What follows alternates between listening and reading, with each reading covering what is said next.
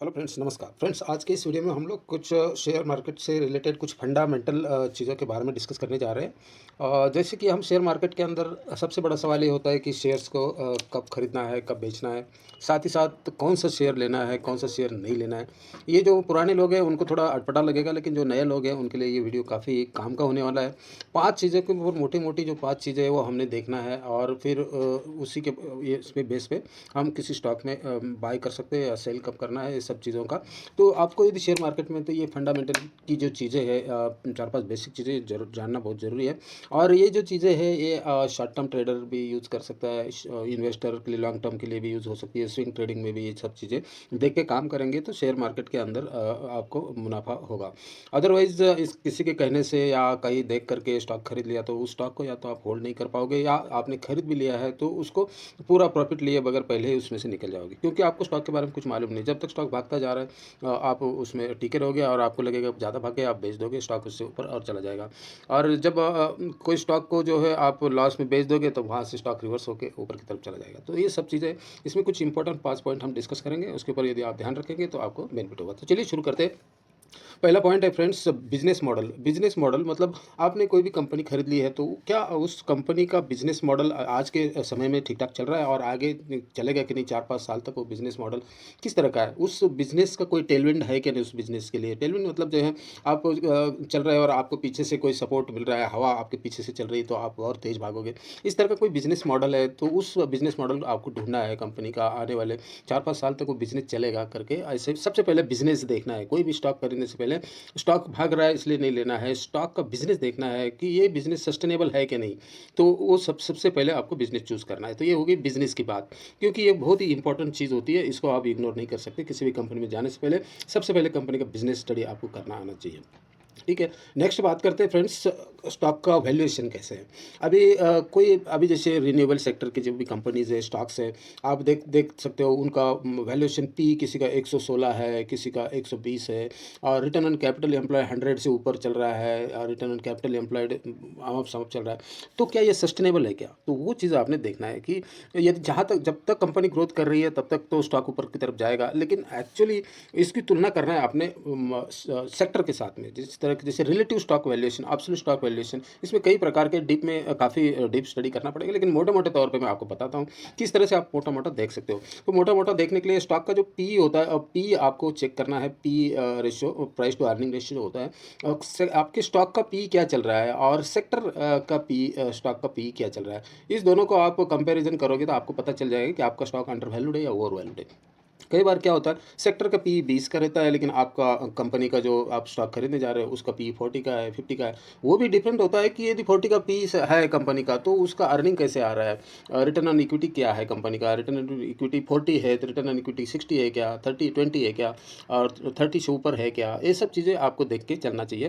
तो ये सब तभी जो है आप ये चीज़ें, और ये जो पी जो होता है ये सेक्टर वाइज भी अलग अलग होता है। तो आप सेक्टर के साथ जैसे कि एफएमसीजी सेक्टर का पी है हो गया, और उसके बाद फार्मा का सेक्टर के पीईज हो गए, ये हमेशा आपको हाई पी पे ही देखने के लिए मिलेंगे। अब फॉर एग्जांपल आप हिंदुस्तान यूनिलीवर उठा के देख लो, नेस्ले ले लो, वरुण बेवरेजेस ले लो, इनका पी देख लो, और स्टील सेक्टर के जो है उन कंपनीज के पी देख लो, तो उनमें काफ़ी डिफरेंस आपको नज़र आएगा। तो आप ऐसे नहीं है कि एफएमसीजी सेक्टर का वो पी ज़्यादा है तो वो कंपनी महंगी नहीं है, उसके सेक्टर के साथ उस स्टॉक की तुलना करना है कि उस सेक्टर के पी की तुलना में कंपनी का पी कितना है। और इसको डिटेल में स्टडी करने के लिए काफ़ी वक्त लगता है, लेकिन मोटे-मोटे तौर पे मैं आपको बता रहा हूँ कि ये चीज़ आपने देखना है। ठीक है? और नेक्स्ट आता है कंपनी के पी&एल, प्रॉफिट एंड लॉस क्या कर रही है कंपनी, लॉस मेकिंग है या प्रॉफिट मेकिंग है, वो तो होना ही चाहिए। आप कंपनी खरीदने जा रहे हैं तो प्रॉफिट मेकिंग ज़रूर होनी चाहिए, या फिर आपको लगता है कि ये आने वाले समय में इस बिज़नेस से अभी लॉस में चल रहा है, लेकिन आने वाले 1-2 साल के अंदर आपको पॉजिटिव में बिज़नेस पॉजिटिव देखने के लिए मिलेगा। मैनेजमेंट बोलता है कि हम इस क्वार्टर में पॉजिटिव में प्रॉफिट में आ जाएँगे, सेकंड क्वार्टर में प्रॉफिट में आ जाएँगे। जैसे ई-कॉमर्स कंपनीज़ वगैरह है, अभी ज़ोमैटो, पेटीएम, ये सब चीज़ें जो अभी लॉस मेकिंग कंपनीज़ है, लेकिन आने वाले समय में इनका बिज़नेस चलेगा तो ये प्रॉफिट में आ जाएगी ये कंपनी। तो ऐसे कंपनी के जो है वैल्यूएशन भी काफ़ी आपको महँगे देखने के लिए मिलेंगे, कि जो प्रॉफिट में आएगी तो उनका पी ऑटोमेटिक कॉन्ट्रैक्ट होगा। तो वैल्यूएशन देखना है, तभी वैल्यूएशन के ऊपर भी कई सारी चीज़ें आती है कि कैसे देखना है। तो हर क्वार्टर के अंदर 4 क्वार्टर होती है, 4 क्वार्टर के अंदर जैसे कि जून हो गया, सितंबर सेकंड क्वार्टर हो जाता है, दिसंबर थर्ड क्वार्टर हो जाता है और मार्च में फोर्थ क्वार्टर होता है। तो ईयर ऑन ईयर इसका दिया रहता है और पी&एल स्टेटमेंट और टीटीएम बेसिस पे क्या चल रहा है वो भी देखने के लिए मिलता है। तो क्वार्टर ऑन क्वार्टर बेसिस पे आपको कंपनी को मॉनिटर करना है। क्वार्टर ऑन क्वार्टर बेसिस पे जो रिजल्ट आते हैं कंपनी के, तो इसके अंदर आपने सबसे पहले देखना है रेवेन्यू, क्या कंपनी का रेवेन्यू बढ़ रहा है, मतलब सेल्स कंपनी के बढ़ रहा है कि नहीं। यदि सेल्स कंपनी के बढ़ रहा है, रेवेन्यू कंपनी का बढ़ रहा है, तो इट्स ओके, कंपनी ठीक ठाक कर रही है। उसके बाद गुड्स जो रॉ मटेरियल्स होता है उसके कॉस्ट वगैरह लगती है। फिर वो जो मटेरियल जो भी प्रोडक्ट कंपनी बनाती है उसमें जितना भी खर्चा वगैरह आता है, वो खर्चा जाने के बाद जो बचता है वो ग्रॉस प्रॉफिट दिखाता है। फिर ऑपरेटिंग एक्सपेंसेस भी होते हैं कंपनी के, जिसके अंदर बहुत सारी चीज़ें आती है, जैसे कि production, good and services, administration हो गया, मार्केटिंग हो गया, एडवर्टाइजमेंट वगैरह ये सब चीज़ें। उसके बाद एम्प्लॉइज़ कॉस्ट वगैरह हो गया, वो सब चीज़ें ऑपरेटिंग एक्सपेंसेस में भी एक्सपेंसेस के अंदर में आती है। और फिर वो सब जाने के बाद ऑपरेटिंग इनकम बचता है। तो ऑपरेटिंग इनकम अभी क्वार्टर ऑन क्वार्टर आपने देखना है कि ये बढ़ रहा है कि नहीं बढ़ रहा है। यदि क्वार्टर ऑन क्वार्टर नहीं बढ़ रहा है, एक आधे क्वार्टर में हर क्वार्टर के अंदर जो है आएगा एक अच्छा करके कोई ज़रूरी नहीं है, क्योंकि रॉ मटेरियल के प्राइजेस अप्स एंड डाउन होते रहते हैं, कॉस्ट भी अप डाउन होते रहते हैं, अदर इनकम्स भी कंपनी के कम ज़्यादा होते रहते हैं, टैक्सेस के अंदर भी अप डाउन होता रहता है। और नेट प्रॉफिट फिर ये सब चीज़ जाने के बाद इनकम माइनस एक्सपेंडिचर जाने के बाद जो बचता है वो नेट प्रॉफिट होता है। तो नेट प्रॉफिट में कंपनी की ग्रोथ देखने के लिए मिल रही है कि नहीं, कंपनी के एसेट्स ग्रो हो रही है कि नहीं, कंपनी का कर्जा जो बोरोइंग कंपनी का वो कम हो रहा है कि नहीं, कंपनी के रिजर्व बढ़ रहे हैं कि नहीं, ये सब चीज़ें आपने क्वार्टर ऑन क्वार्टर बेसिस पे आपके स्टॉक के आपको मॉनिटर करना चाहिए। तो ये हो गया आपका फोर्थ पॉइंट। और उसके बाद नेक्स्ट पॉइंट है friends share holding point, third point था ये, शेयर होल्डिंग पैटर्न। तो शेयर होल्डिंग पैटर्न के अंदर में अलग अलग होते हैं शेयर होल्डिंग पैटर्न, जैसे कि प्रमोटर्स हो गए, और उसके बाद एफआईज हो गए, मतलब फॉरेन इंस्टीट्यूशंस हो गए, उसके बाद डीआईज हो गए, और अपने जो घरेलू म्यूचुअल फंड इंस्टीट्यूशन होते हैं उनको डीआईज बोलते हैं। उसके बाद पब्लिक होती है इसके अंदर, और गवर्नमेंट वगैरह भी किसी पब्लिक सेक्टर कंपनी, गवर्नमेंट की भी किसी किसी कंपनी के अंदर स्टेक होती है, पब्लिक पीएसयू में नहीं, सभी में, किसी में भी हो सकती है। तो ये सब चीज़ें हैं। तो प्रमोटर्स के पास कितना होल्डिंग है, मतलब प्रमोटर्स तो कंपनी का जो बॉस है, इंजन है, वो कंपनी को चला रहा है। तो प्रमोटर ने कितना इसके अंदर कितनी होल्डिंग रखी है, तो 50% मिनिमम कंपनी के प्रमोटर के पास होल्डिंग होनी चाहिए। ऐसे नहीं है, कई अच्छी कंपनीज है उसमें प्रमोटर्स की होल्डिंग्स कम होती है, लेकिन क्या प्रमोटर की होल्डिंग कम है तो वहाँ पर कौन है ज़्यादा, वहाँ पे पब्लिक तो नहीं है ज़्यादा कि प्रमोटर्स 25% है और 75% पब्लिक बैठी हुई है, तो वो भी गलत चीज़ है। तो ये सब चीज़ें आपने देखना है। प्रमोटर्स के साथ साथ जो है एफआईज, इसके अंदर इंस्टीट्यूशन इंटरेस्टेड है कि नहीं, एक दो इंस्टीट्यूशन इसके अंदर होना चाहिए होल्डिंग्स। तो मतलब इससे कॉन्फिडेंस बनता है, क्योंकि ये जो इंस्टीट्यूशंस होते हैं इनको रिटेल इन्वेस्टर से ज़्यादा जानकारी रहती है कंपनी की, इनकी मीटिंग्स वगैरह होते हैं और कंपनी का आगे का रोडमैप वगैरह ये सब चीज़ें इनको पता रहती है।